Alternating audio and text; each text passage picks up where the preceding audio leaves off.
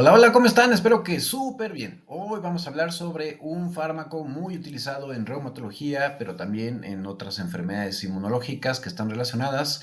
incluyendo enfermedad inflamatoria intestinal o alteraciones de la piel que son también de esta naturaleza, y es la azatioprina, que es justo el profármaco de la 6-mercaptopurina. Entonces, esto vale tanto para azatioprina como 6-mercaptopurina. Comencemos. Precisamente en 1956, Gertrude Lyon, William Lange y George Hitchens, en un intento por mejorar la biodisponibilidad y por supuesto el rango terapéutico de la 6-mercaptopurina, buscaron un fármaco que imitara su función, pero que fuera mejor tolerado. Y fue de esa manera que finalmente se desarrolló la azatioprina, la cual entró en el arsenal terapéutico una vez dada la aprobación por la FDA en 1968. Así que tenemos muchísima evidencia desde hace muchos años. Tal vez te preguntarás cómo es que se sigue utilizando un fármaco tan viejo cuando pues hemos avanzado tanto. Pues de hecho, algo muy interesante, y esto posiblemente te va a sorprender,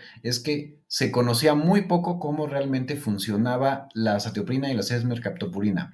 Y gracias a todos los avances tecnológicos y las técnicas de biología molecular, así como la inteligencia artificial y elementos que nos han permitido agrupar una mayor cantidad de información de una forma más precisa, es que hemos ido comprendiendo de manera un poquito más clara cómo es que actúa este inmunosupresor. Es como debemos considerarlo porque realmente tiene un efecto inmunosupresor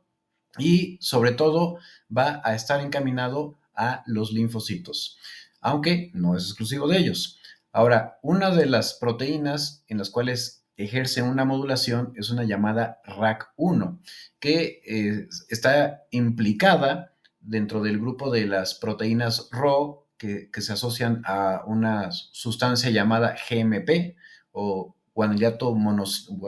monofosfato, que a su vez pues, es un mediador, es un segundo mensajero que contribuye a otros procesos internos. Dentro de ellos, el RAC1 se ha visto que está involucrado principalmente en aspectos tan importantes como la migración, o sea, cómo se mueven las células de un lugar a otro, cómo se logran adherir y cómo incluso se reorganiza su citoesqueleto. Porque, bueno, no sé si esto lo recuerdas, eso lo debiste haber visto en la preparatoria, pero las células tienen un esqueleto que se llama citoesqueleto y estos microtúbulos se pueden ir reorganizando precisamente para que se deformen, puedan pasar a través de los vasos sanguíneos o a través de los tejidos o puedan incluso lograr la división celular. Bueno, pues RAC1 está implicado en este interesante proceso y es de hecho uno de los que se está también estudiando mucho en algunos cánceres porque también está involucrado con la posibilidad de no solo migrar, sino metastatizar en ciertos cánceres. En los linfocitos T, además, RAC1 se involucra con la recepción de ciertos estímulos y su transducción de señal, o sea, cómo ese ligando o vaya, esa molécula que llega a un receptor. En este caso, usualmente estamos hablando del receptor del linfocito T o TCR, va a, digamos, activar un chip o una chispa que a su vez va a significar que haya una modificación en la transcripción. Hablando de eso, también sabemos que es un análogo de las purinas. De hecho, para su metabolismo se utilizan varias de las mismas enzimas que se emplean para poder procesar las purinas de las carnes y de otros alimentos y finalmente llegar hasta ácido úrico. Ya veremos eso. Y esto también es importante porque hay que tener mucho cuidado con fármacos que interactúan con estas enzimas. Por ejemplo, el alopurinol está contraindicadísimo de utilizar en una persona que está empleando azatioprina o 6-mercaptopurina. Bueno, entonces, otra de las cosas, justo por esta analogía que tiene con las purinas, es que bloquea de nuevo la síntesis de las mismas. Y esto tiene una gran relevancia en células de un alto recambio como son los linfocitos T y B. ¿Y esto por qué? Ellos son súper dependientes de que continuamente se estén produciendo purinas, bueno, y no nada más purinas, o sea, también otras bases que lo que hacen es precisamente conformar su material genético, dado que requieren una activa síntesis de proteínas. Entonces, va a interferir con este mecanismo y en consecuencia con el ADN, con el ARN, que la ARN, bueno, hay varios tipos de ARN, pero una de ellas es justo servir, hacer una copia de ese ADN para que esto después sirva como plataforma para sintetizar las proteínas, dentro de las cuales están las que medían la respuesta inmunológica, como por ejemplo las llamadas citocinas inflamatorias, como el factor de necrosis tumoral o la interleucina 2, que ayuda en la proliferación, o el interferón gamma, entre otras cosas. Entonces, esos son algunos de sus mecanismos que se han ido descubriendo con el tiempo. Y además también algo que se ha visto es que puede reducir la concentración intracelular del ATP y eso pues se va a su vez a traducir en que pues se van a inactivar diversas funciones, entre ellos una que lleva a la activación del AMPK o que va bueno, la AMPK, que a su vez va a finalmente alterar la posibilidad de evitar la apoptosis y de hecho justo una de las cosas que va a terminar induciendo es que estas células pues finalmente mueran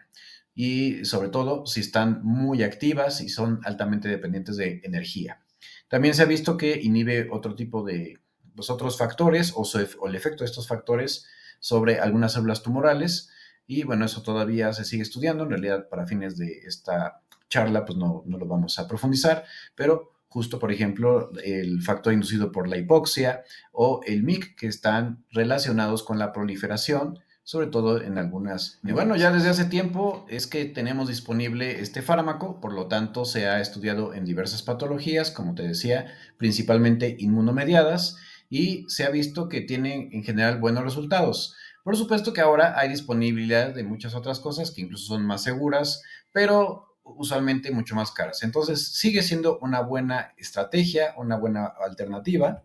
Y aún se llega a emplear en dermatitis atópica, sobre todo en lugares donde no tienen posibilidades de acceder a otro tipo de fármacos más innovadores o que no se tienen los recursos. Y especialmente hablando de aquellos pacientes que han sido resistentes al tratamiento o que están requiriendo constantemente el uso de glucocorticoides, así que como un ahorrador de esteroides. En las enfermedades inflamatorias intestinales, que incluye tanto la colitis ulcerativa como la enfermedad de Crohn, donde si nuevamente no hay un suficiente efecto al uso de glucocorticoides, sobre todo que tienen este efecto local, hay unos que se van liberando gradualmente y se dispersan en el intestino, y en conjunción con otras estrategias de antiinflamatorias, inmunomoduladoras, como puede ser la mesalazina. Bueno, la satioprina es una muy buena opción en ciertos pacientes, en quienes, bueno, todavía no hay necesidad de ir o escalar al siguiente nivel, que podrían ser los biológicos. También en diversas formas de trombocitopenia autoinmune, que pueden ser las primarias o las secundarias, que esto hace referencia a una condición en la que hay una formación importante de anticuerpos contra las plaquetas, lo cual lleva a la disminución de estas, de su población, y típicamente produce una púrpura no palpable que tampoco suele dar vaya síntomas, salvo por supuesto la pérdida de flujo sanguíneo, sobre todo en las formas graves. Entonces, pues también para mantener la remisión del padecimiento no se usa de primera instancia, sino una vez que se logra inducir la remisión, ya sea empleando o bien gamma globulina hiperinmune o empleando rituximab o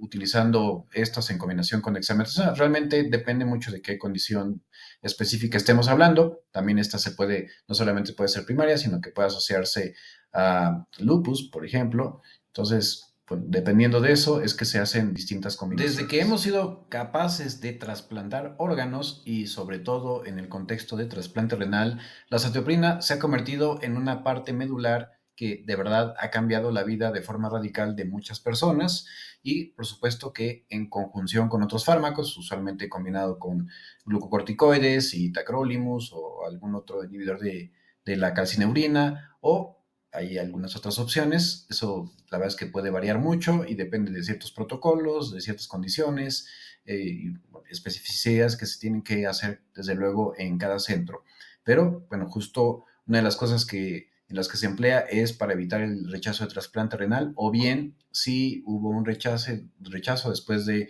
un primer tratamiento inmunosupresor, agregarlo para pues mantener el riñón lo mejor posible, lo más funcional posible. En el contexto de la glomerulonefritis lúpica, anteriormente se llegaba a utilizar para inducir la remisión, hoy en día en realidad solo se emplea como terapia de mantenimiento y eso también pues, se tiene que individualizar. Esta terapia de mantenimiento usualmente eh, es posterior primero a la inducción de la remisión con ciclofosfamida o con miclofenato hemofetilo, donde, bueno, habitualmente los que se usa ciclofosfamida sí se llega a pasar a la satioprina, pero los que se empieza con miclofenato hemofetilo rara vez se pasa a satioprina, pero bueno, para que sepas que es algo que puede llegarse a utilizar y nuevamente también pueden hacerse ahí algunas combinaciones, pero bueno, dentro de las indicaciones está eso. La uveitis, por supuesto, en el contexto de enfermedades inmunológicas y especialmente uveitis que han sido recalcitrantes o resistentes o que han tenido recaída con el uso de glucocorticoides, está perfectamente bien indicada y es una de las muchas cosas que puedes emplear o que bueno, no puedes tú, a menos que seas, por supuesto, reumatólogo o que seas uveólogo, pero que se llegan a emplear en este contexto y sobre todo si esta uveitis se asocia a enfermedad inflamatoria intestinal, pues suele tener buenos resultados. Algo interesante es que también se llegó a emplear algún tiempo en psoriasis, que rara vez, pero la psoriasis también se puede asociar como parte de las espondiloartritis a esta manifestación ocular. Otras dos indicaciones aprobadas son para esclerosis múltiple, aunque hoy en día existen muchas otras opciones que son en general más potentes, desgraciadamente suelen ser mucho más caras, entonces bueno, como una alternativa y especialmente en lugares donde no se tiene acceso ni recursos, sigue siendo algo que puede especialmente disminuir las necesidades de glucocorticoides y sobre todo las que tienden a ser recurrentes remitentes o que se mantienen crónicamente activas. En artritis reumatoide, aunque sí tiene una indicación formal, de hecho la FDA la aprobó como tal, ya es muy remoto que se llegue a emplear, pero para que sepas que sí es una aprobación en esta indicación y pues en pacientes que no toleraron ninguna otra medida terapéutica o que pues están considerando un embarazo y se quiere hacer un cambio, por ejemplo, de metotrexato o de leflunomida a una terapia de mantenimiento, sobre todo si no ha sido fácil controlar la artritis reumatoide, bueno, la acetioprina es una buena opción porque de hecho se considera segura en el embarazo. Y la vasculitis le puse un signo de más porque formalmente no está aprobada por la FDA, pero dentro de las guías de tratamiento, la satioprina es una de las herramientas que se emplea especialmente en pacientes que tienen compromiso renal, pero nuevamente se utiliza ya después de inducir la remisión, ya sea con rituximab o con ciclofosfamida, y pues nada más el tener el mantenimiento para evitar que haya una recaída. Entonces, esta es una de las opciones, pero también se puede llegar a utilizar el ácido micofenólico, aunque se ha visto que en las vasculitis les va mejor el mantenimiento con acetoprina, sobre todo en ese contexto, y también puede compartir ese rol con el metotrexato, cosa que por supuesto debe individualizarse de nueva cuenta. ¿Qué tiene que pasar para que la satioprina logre todo este efecto que tú has podido ver hasta el momento? Bueno, recordándote que la satioprina es el profármaco de la 6-mercaptopurina. Entonces, cuando entra al cuerpo, a través de una serie de reacciones no enzimáticas, se metaboliza en el hígado y finalmente más o menos el 88% se va a convertir en 6-mercaptopurina y entonces, bueno, aquí está ahora sí que todo el grupo de reacciones químicas que tienen lugar para irse generando los metabolitos intermediarios, algunos de los cuales son también activos, hasta finalmente degradarse. Como ves, es complejo el metabolismo y por eso, bueno, claro que puede presentarse toxicidad y desde luego que en hígados que no están muy sanos hay que tener precaución, aunque hablando de eso es mejor tolerada que otros fármacos como el metotrexato o la leflunomida para este respecto. Sin embargo, algo que hay que tomar en cuenta es que existe un porcentaje muy bajito, pero que en general es, digamos, consistente en diversas etnias de deficiencia de una de estas enzimas que va a permitir precisamente el que se pueda destoxificar, por así decirlo, o permitir que deje de estar circulando, actuando la 6-mercaptopurina, o la cetioprina, que después se convierte en 6-mercaptopurina, que es la tiopurina metiltransferasa. Existe un 0.3% de la población que va a tener una deficiencia completa de esta enzima, y eso pues va a llevar a muy alta toxicidad por azatioprina. Entonces, como el examen de esta enzima sigue siendo relativamente caro, lo que se suele hacer es pues emplear una prueba terapéutica. O sea, se usa una dosis que no es la dosis completa que se va a dar, es decir, 2 miligramos por kilogramo es la dosis que se suele utilizar en términos generales. O sea, se emplea menos de esa dosis, se hace una evaluación para ver qué pasa con la biometría hemática, y eso termina siendo mucho más barato porque se suspende el fármaco y el problema se suele resolver en pocas semanas. Entonces, 0.3% de la población tiene una deficiencia completa y hay que tener cuidado con eso. Así que todo paciente que recibe azatioprina por primera vez, si no se hizo el análisis enzimático, se le debe hacer una biometría hemática o un hemograma completo en el término de 10 a 15 días para justamente evaluar esta posibilidad. Existe un 11% de personas que tienen solo una deficiencia parcial.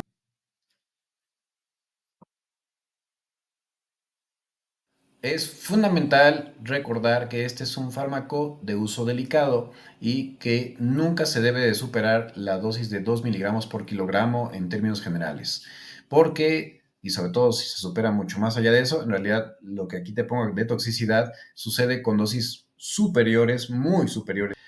Pero bueno, realmente por cómo actúa y todo lo que puede repercutir en el material genético y en la síntesis de proteínas, por supuesto, es natural esperar que tenga consecuencias, especialmente sobre las células de alto recambio, que incluye glóbulos blancos, glóbulos rojos y hasta las plaquetas. En caso de una toxicidad grave, se puede llegar a utilizar la hemodiálisis, pero tarda tiempo. De hecho, se requieren hasta 8 horas para poder eliminar apenas el 45% de la misma en suero. Así que lo más importante es cuidar muy bien la dosis que te toca. Es rarísimo que llegue a pasar esto fuera del contexto de justo una deficiencia de la teopurina metiltransferasa. Algunos de los eventos adversos que son especialmente comunes, y aquí de hecho divido entre muy comunes y comunes, muy comunes entiéndase que aparecen en por lo menos 1 de cada 10 o más personas que se exponen a la azatioprina o 6-mercaptopurina. Bueno, pues dentro de estos, por supuesto, como es esperado, hay una mayor incidencia de infecciones virales, por hongos, que son las micóticas, o bacterianas. Entonces, siempre hay que tener una estrecha comunicación con tu reumatólogo o nefrólogo o incluso dermatólogo, depende quién te esté dando este fármaco, para considerar si se debe o no, mientras esté ese proceso infeccioso, suspender, tomando en cuenta que, de hecho, la vida, en realidad, el fármaco que te dejas de tomar en ese día rápidamente disminuyen sus niveles plasmáticos en pocas horas y suele revertir muchos de estos efectos en unos pocos días, así que bueno, son cosas que hay que tomar en cuenta. Algo también muy común, puede suceder una depresión de la función de la médula ósea, que eso quiere decir disminuye pues la salida de glóbulos blancos y de glóbulos rojos, pero esto usualmente no tiene repercusiones en la gran mayoría de pacientes. Común también, por común entiéndase que sucede entre más o menos de 1 en 10 a mayor o igual a 1 en 100. O sea, es vaya, una mayor cantidad de personas que pueden estar sin problema, y es la trombocitopenia, que quiere decir que se disminuyen las plaquetas, que habitualmente suele ser bien tolerado y sin mayor repercusión. Mientras esa trombocitopenia no sea grave, no hay que hacer ni siquiera modificaciones en la dosis. Las náuseas, pues también son algo relativamente común, y pues ahí hay que ver si lo que se puede hacer es un incremento, intentar nuevamente aumentarlo gradualmente, o si de plano la náusea es incoercible, que eso sí es muy raro que pase, se puede considerar un fármaco para quitarla, o bien de plano pues cambiar de opción. Y va a suceder en 1 de cada 100 a poco más de 1 de cada 1000, es la reacción de hipersensibilidad, es decir, un tipo de alergia. Puede suceder también anemia, colestasis, que es que se estanquen las sales biliares, y pues con eso también se afecten las pruebas de función hepática, o hasta pancreatitis, que esa sí es de las menos comunes, pero pues hay que tomarla en cuenta y por supuesto en todo paciente que tenga elevación de transaminasas, es decir, AST o TGO, ALT o TGP, así como en el caso de considerar pancreatitis, amilasa y lipasa. Bueno, hay que tenerlo siempre en el radar porque de ser así, lo prudente es suspender y reevaluar si se utiliza una dosis más baja o bien cambiar a otra opción terapéutica. Cosas muy raras que pueden pasar, y esto sobre todo lo que viene en el primer renglón después de varios años de uso, y por eso lo mejor es utilizarla nada más el tiempo prudente, que digamos entre 2 5 años, puede todavía llegarse incluso a utilizar hasta 10 años. La verdad es que eso sí es súper variable y es muy raro que llegue a presentarse, pero pues no hay ninguna necesidad de estarse arriesgando. Esto especialmente pasa más allá de 10 años de uso y es que aparezcan neoplasias, precisamente por cómo puede modificar el ADN. Entonces, estas incluye trastornos linfoproliferativos, que pues, estamos hablando de leucemias o linfomas, cánceres de la piel, incluyendo melanoma y no melanoma, sarcomas como el de Kaposi, que, bueno, tradicionalmente se ve más en pacientes con VIH-Sida, pero puede verse en este contexto, recordando que está relacionado, de hecho, con una infección crónica por el virus herpético humano 8, el cáncer cervicuterino in situ, que pues, esto en realidad tiene muy buen pronóstico, milodisplasia, que esto nos habla de que la médula ósea pues empieza a tener alteraciones en su celularidad, o sea, las células ya dejan de producir lo que debe ser a su vez las células madre, de células de la sangre, leucemia amiloide y pues síndromes milodisplásicos como tal, todos que pues, hay que tomarlo siempre en cuenta y pensarlo especialmente en una persona que tomó por un buen rato la azatioprina y empieza con pues fiebres recurrentes, infecciones frecuentes, que se empiezan a bajar los glóbulos blancos, glóbulos rojos, entre otras cosas. También puede llegar a producir una lesión hepática, que eso sí hay que tener mucho cuidado si sucede. Entonces, siempre que hay elevación de transaminasas, mejor reconsiderar otro fármaco. Y puede llegar a aparecer la alopecia, que es rara, pero algo que sí, o que yo lo he llegado a ver, algo muy interesante es que todas las personas que hacen alopecia, después les crece el cabello y mucho más bonito y fuerte. Y eso de verdad no es publicidad para el fármaco. De hecho, ya les dije que hay que usarlo con cuidado y hay que tomar en cuenta todas esas consideraciones. Pero bueno, pues es algo que creo que le puede servir como tip a alguna persona que esté en este momento viendo el video. Situaciones muy raras que, bueno, sobre todo van a pasar en el contexto de aquellas personas que tienen una deficiencia de tiopurina metiltransferasa o, aunque no la tengan, por algún otro tipo de interacciones, desde pues, la dieta o algún otro producto que aumenta exponencialmente pues, el daño al material genético, puede presentarse algo que se llama agranulocitosis, que es que dejan de producirse por completo un tipo de glóbulos blancos que se llaman neutrófilos, sobre todo neutrófilos, que son importantes de hecho como primera línea de defensa contra las infecciones, la pancitopenia, que es que todas las líneas celulares disminuyen dramáticamente, la anemia aplásica, que por cierto estas suelen ser un tanto difíciles de tratar. La anemia aplásica habla de que pues hay anemia y no se producen reticulocitos para regenerar. La anemia megaloblástica, que esto sobre todo está relacionado con alteraciones en la configuración de la membrana, que las hacen más gordas, digamos, a las células de la sangre, a los glóbulos rojos y que se destruyan más fácil. Está relacionada justo con deficiencias de vitaminas como las del complejo B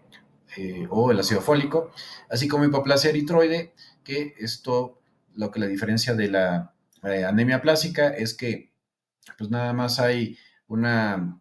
alteración en la maduración y no es tan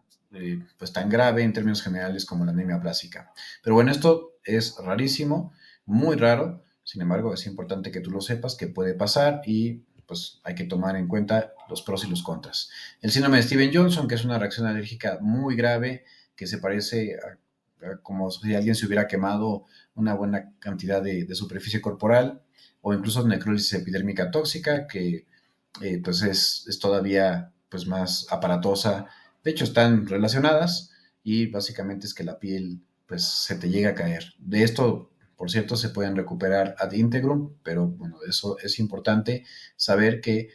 por temas genéticos o por otras variables que incluso son ajenas a, pues, a lo que nosotros podemos conocer, pueden llegar a pasar y pues como conclusiones más importantes, entonces la satioprina, que es un profármaco de la 6-mercaptopurina, es decir, que se transforma en 6-mercaptopurina para tener mayor actividad, es considerada un inmunosupresor que sobre todo va a actuar en los linfocitos y que esto tiene implicaciones en diversas enfermedades inmunomediadas, incluyendo desde las uveitis, enfermedades inflamatorias intestinales,